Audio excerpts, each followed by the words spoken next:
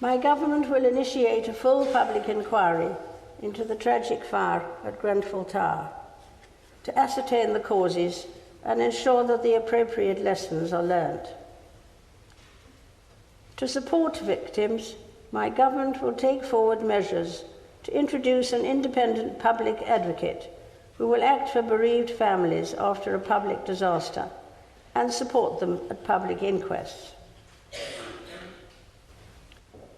A commission for countering extremism will be established to support the government in stamping out extremist ideology in all its forms, both across society and on the internet, so it is denied a safe space to spread.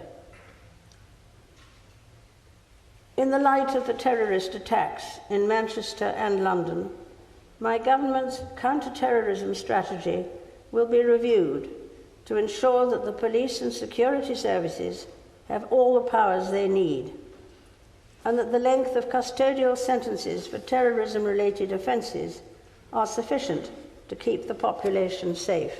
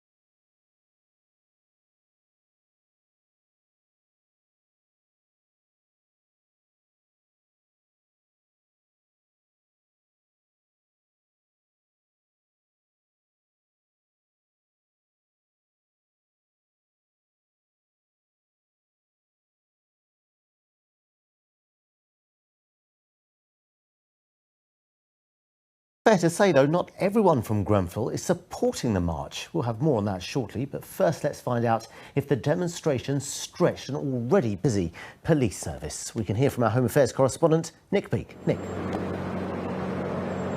Yeah, as said, some have billed this as a day of rage with multiple protests. And yes, there were some moments of anger today. There was no widespread trouble. A flashpoint earlier at Downing Street, you can see that someone was detained. Also, flares were set off. People have walked some 5 miles in the soaring heat from Kensington. We can join now somebody who's got 31 years in policing. Paul Switzer, you're in charge of things public order-wise in Westminster under 3 Prime Ministers. Really important for the police to get the tone of this right today. I think you've hit the nail on the head. It is important to get the tone right. The police are human beings like everyone else. They understand what's gone on in the community. and they're here both from the senior officer command team that run the incident today to the officers on the beat to actually facilitate the protest of these people. A game of cat and mouse. We've just seen the protesters go to Parliament Square again. Do you think the police are broadly content with how this is panning out? To be quite honest, we've had so many protests in this area throughout the years. Historically, the police know this off pat, and it's not unusual for them to go backwards and forwards until their energy runs out or they've had their say. You've got friends still in the Met. How busy are they at the moment? Well, I've got friends that were on. I know that were on. Certainly, the command team on this incident were on at 5 a.m. this morning, and they're still working on this incident that's running. There are other officers that came on at 7 o'clock. Those officers are coming from outside boroughs, so clearly their senior command wants them back on their borough, not here. Paul Smith, thank you very much for your insight tonight. So, as said, some protesters have gone home. Clear, though, others will be remaining here for a few hours to come. Yeah, OK, Nick Beak, thanks very much for that.